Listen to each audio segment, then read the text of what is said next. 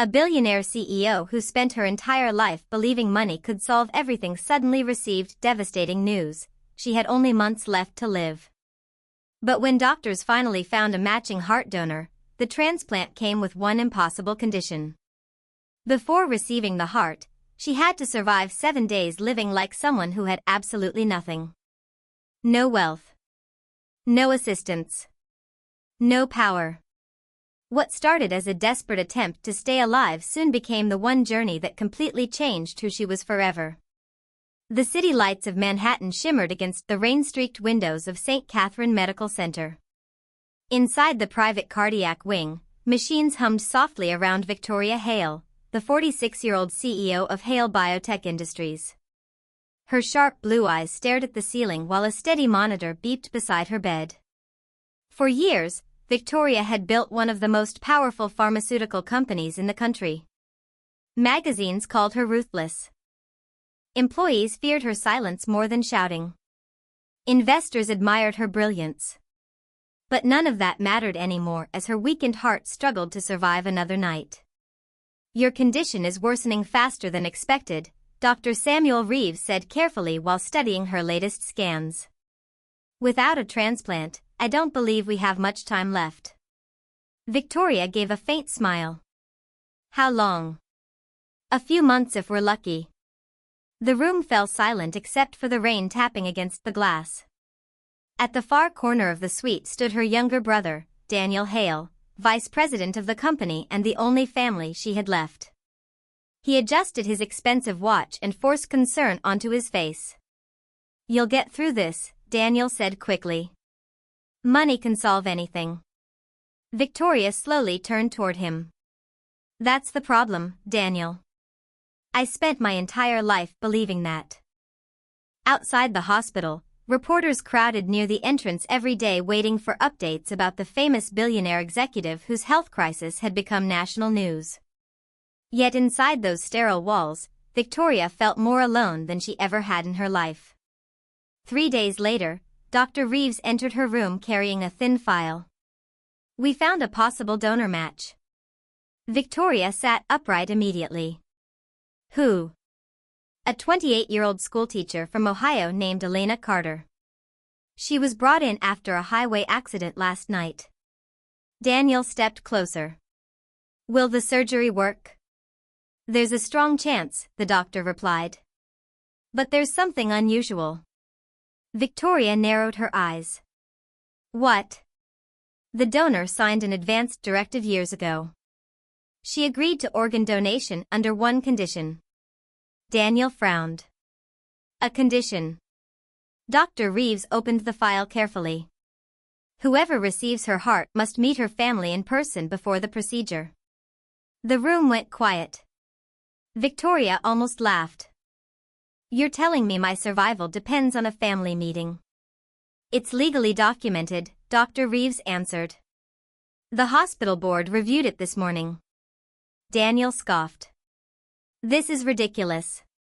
Offer them money." Victoria lifted her hand slowly. "No." For some reason she couldn't explain, curiosity settled inside her chest stronger than fear itself. "Arrange the meeting," she whispered. The following evening, Victoria arrived at a modest home in Dayton, Ohio, wearing a gray coat and dark glasses to avoid attention. Daniel hated every second of the trip, complaining quietly as they walked toward the small front porch. "This woman was a public school teacher," he muttered. "Why are we acting like royalty visiting peasants?" Victoria ignored him. The front door opened, revealing an elderly woman with tired eyes and silver hair tied neatly behind her head.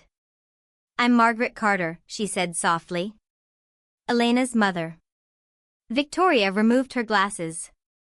"Thank you for seeing me." Inside the house, everything felt warm and painfully ordinary. Framed family photographs lined the walls. A half-finished puzzle rested on the coffee table beside children's crayons. Then Victoria noticed something strange. Every single photograph showed Elena smiling beside other people. Students. Neighbors. Volunteers. Elderly residents. She spent her entire life helping others, Margaret said quietly as if reading Victoria's thoughts. Even when she barely had enough for herself. Daniel crossed his arms impatiently.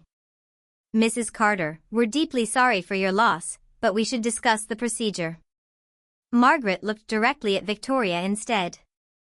Before Elena died, she wrote letters for certain situations. She handed Victoria a sealed envelope. Victoria hesitated before opening it. Inside was a short handwritten message. If you are reading this, then my heart may soon belong to you. I don't care who you are or how important people think you might be. I only ask one thing. Before you receive my heart, spend 7 days living as someone who has nothing. No assistance. No money beyond basic survival. No special treatment. If after that you still want my heart, then it's yours. Daniel exploded instantly. This is insane. But Victoria continued staring at the letter. At the bottom was one final sentence written in darker ink. Maybe then you'll understand what a heart is actually for. Victoria felt something tighten painfully inside her chest. For the first time in years, she didn't know what to say. The private jet back to New York remained silent for most of the flight. Daniel paced near the leather seats, furious over what he called a manipulative stunt from a grieving family. You cannot seriously consider this, he snapped. You're the CEO of a multi-billion-dollar corporation, not some reality show contestant. Victoria stared out the window at the dark clouds below. Elena's handwritten words refused to leave her mind. Maybe then you'll understand what a heart is actually for. She saved lives as a teacher, Victoria said quietly. And even dying, she still wanted to change someone. Daniel scoffed. You're romanticizing this. No, Victoria replied softly.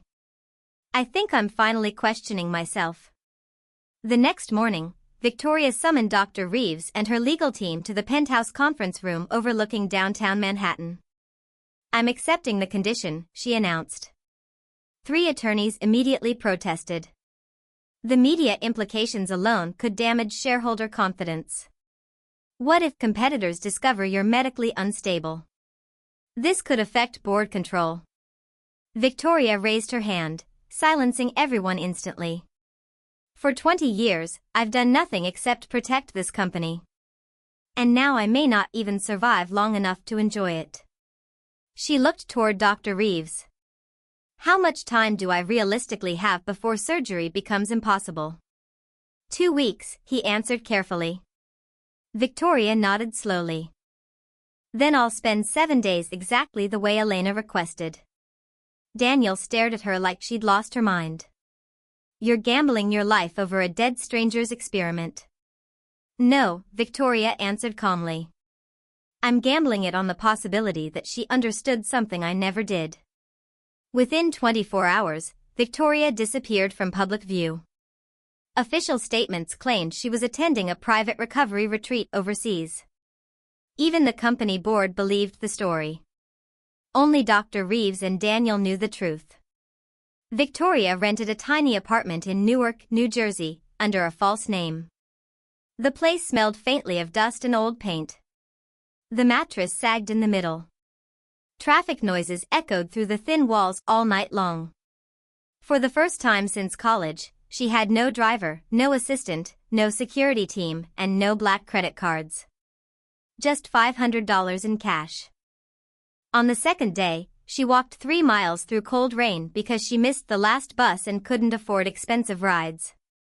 By the third day, she realized how invisible ordinary people felt. Nobody opened doors for her. Nobody smiled automatically. Nobody cared who she was. At a small grocery store, Victoria watched a young mother quietly remove items from her cart after realizing she couldn't afford everything. The cashier looked annoyed while the woman apologized repeatedly.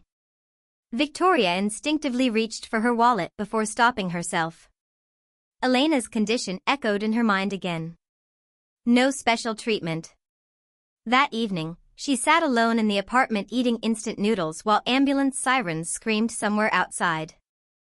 For reasons she couldn't explain, loneliness suddenly hit harder than illness ever had. The following morning, Victoria searched for temporary work. Everywhere she applied rejected her almost immediately. Some stores wanted younger employees. Others demanded experience she technically didn't have because her entire adult life had been spent behind executive desks. Finally, a small neighborhood diner offered her weekend shifts washing dishes. The owner, a middle-aged man named Carl Benson, studied her carefully. "You sure you can handle hard work?"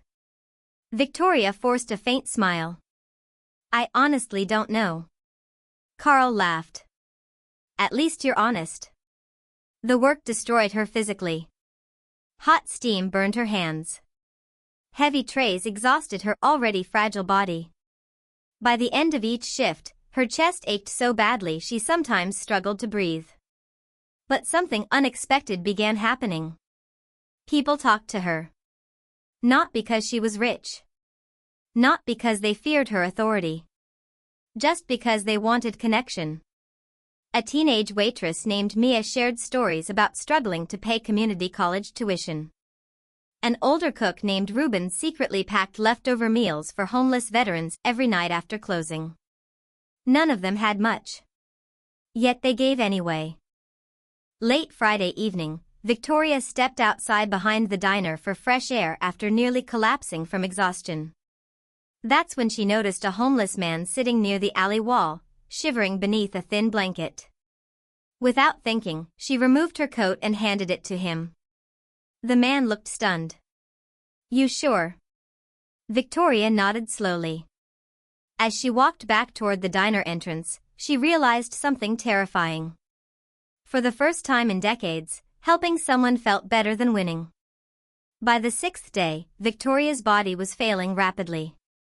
Twice during her diner shift, sharp pains spread through her chest hard enough to force her against the kitchen counter. Carl noticed immediately. "You need a hospital," he warned. "I'm fine," Victoria lied. But later that night, she collapsed while climbing the apartment stairs. When she opened her eyes again, Dr. Reeves stood beside her bed inside St. Catherine Medical Center looking deeply concerned. "You nearly died," he said firmly. "Your heart is deteriorating faster than we expected." Victoria looked around weakly. "How long was I unconscious?" "Almost 12 hours.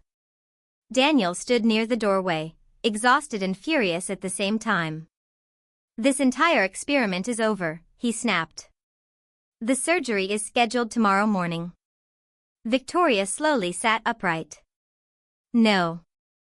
Daniel stared at her in disbelief. "What do you mean no?" "She deserves an answer first." The next afternoon, Victoria returned to Dayton, Ohio despite Dr. Reeves strongly objecting. Her face looked pale now, and every breath seemed harder than the last. Margaret Carter opened the front door quietly. "You came back," she whispered. Victoria nodded. They sat together in the same small living room where everything had begun days earlier. Finally, Margaret asked the question Elena had left behind. "Do you still want her heart?" Victoria looked down at her trembling hands for a long moment before answering. "Yes." Daniel exhaled sharply in relief from across the room. But Victoria continued speaking. "Not because I'm afraid to die anymore." Everyone fell silent. "For most of my life, I thought power made people valuable. I believed success mattered more than kindness. And somewhere along the way, I became someone even I wouldn't have wanted to know." Tears slowly filled Margaret's eyes. Victoria reached into her coat pocket and removed Elena's letter, now worn from being folded open countless times. "Your daughter changed me before I ever received anything from her." Margaret covered her mouth quietly as emotion overtook her. Then Victoria said something nobody in the room expected. "If the transplant fails, I need you to know that these last 7 days were the first real days I've lived in years." Daniel turned away silently, unable to speak. The surgery began at 6:30 the following morning. Outside the hospital, reporters crowded behind barricades while news helicopters circled overhead. Hale Biotech stock fluctuated wildly as rumors spread online about Victoria's condition. Inside operating room 3, surgeons worked for nearly 9 hours. Then finally, shortly after sunset, Dr. Reeves stepped into the waiting area still wearing surgical scrubs. Margaret stood instantly. "Did it work?" The doctor smiled for the first time in days. "Yes." Daniel closed his eyes in visible relief while Margaret quietly began crying. 3 weeks later, Victoria stood before the massive glass windows inside Hale Biotech headquarters overlooking Manhattan once again. But everything felt different now. The expensive office no longer impressed her. The silence no longer empowered her. For years, she had built walls around herself so high that nobody could ever truly reach her. Then a stranger's dying wish tore those walls apart in 7 days. A soft knock interrupted her thoughts. Daniel entered carrying financial reports. "The board meeting starts in 20 minutes. Victoria looked at the papers, then calmly pushed them aside. "Cancel it." Daniel blinked. "Cancel it. I'm restructuring the entire company." His eyes widened. "Victoria, shareholders will panic." "Then let them." She walked toward the window slowly, placing one hand against the scar hidden beneath her blouse. Effective immediately, Hale Biotech will fund free cardiac treatment programs in low-income communities nationwide. Daniel stared speechlessly. Victoria smiled faintly. "And employee salaries at the executive level are being reduced 30%. You're serious?" "For the first time in my life." Months later, a bronze plaque appeared quietly inside St. Catherine Medical Center beside the cardiac wing elevators. Most visitors walked past it without noticing. But those who stopped long enough could read the inscription clearly. A heart is not measured by how much it survives for itself, but by how much it gives to others. Below the words were 2 names forever connected by one extraordinary decision. Elena Carter. Victoria Hale.